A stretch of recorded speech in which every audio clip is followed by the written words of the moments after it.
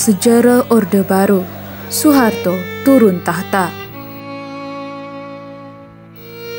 Hari ini, tanggal 21 Mei 24 tahun silam, kekuasaan Soeharto tumbang. Kekuasaan yang bercokol selama 32 tahun ini tidak kuasa menahan gempuran mahasiswa yang selama berhari-hari berunjuk rasa.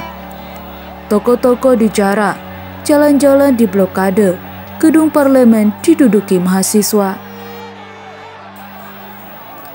Kematian 4 mahasiswa menjadi petaka bagi rezim Orde Baru ini.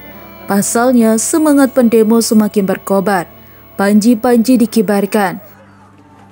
Riuh sorak-sorai menjadi nada yang tak kuasa dibendung oleh aparat. Amarah publik yang terpendam selama 32 tahun seolah menjadi bom waktu yang meledak dengan guncangan yang sangat keras, yang akhirnya rezim Orde Baru ini tumbang pada tanggal 21 Mei 1998. Lengsernya Soeharto ini langsung diumumkan sendiri.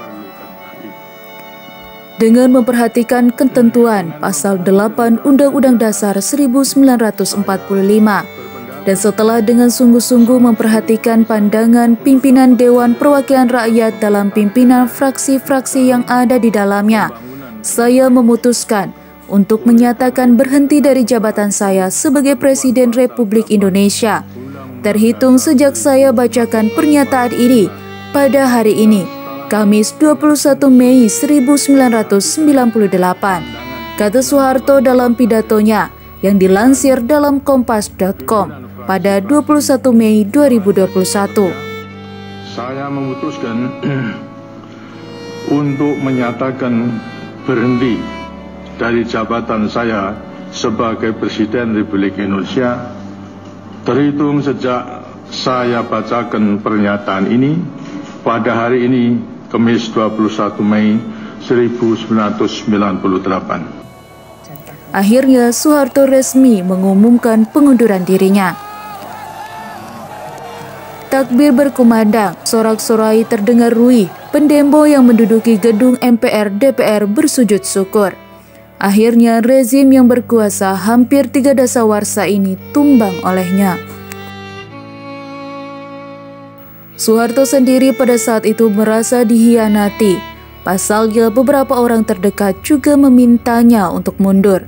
Sebut saja Ketua MPR saat itu, Harmoko. B.J. Habibie yang menjadi wakil presiden pada masa itu juga menyuruh Pak Harto untuk mundur. Naas memang bagi Soeharto. Sehari sebelum pengunduran dirinya, malam harinya, Soeharto menerima surat hasil keputusan dari 14 Menteri Koordinator Kabinet Pembangunan 7 yang menyatakan sikap tidak bersedia menjadi sebagai menteri dalam kabinet mendatang, yakni Kabinet Reformasi maupun Resfood Kabinet Reformasi. Kekuasaan yang hampir tidak bisa digoyahkan tahtanya selama 3 dasawarsa ini akhirnya tumbang. Habibie yang menjadi wakil presiden saat itu resmi menggantikan Soeharto sebagai presiden. Mantan penguasa Orde Baru itu lalu meninggalkan istana dengan didampingi putri sulungnya, Siti Hardianti Rukmana. Ia tidak naik mobil sedan yang biasa digunakannya, namun menaiki mobil jeep bermerek Mercedes-Benz. Dengan mobil itu, Soeharto pulang ke rumahnya di Jalan Cendana. Inilah sejarah tumbangnya Orde Baru Sobat Infonusa. Untuk itu, selanjutnya tetap pantengin terus channel Infonusa.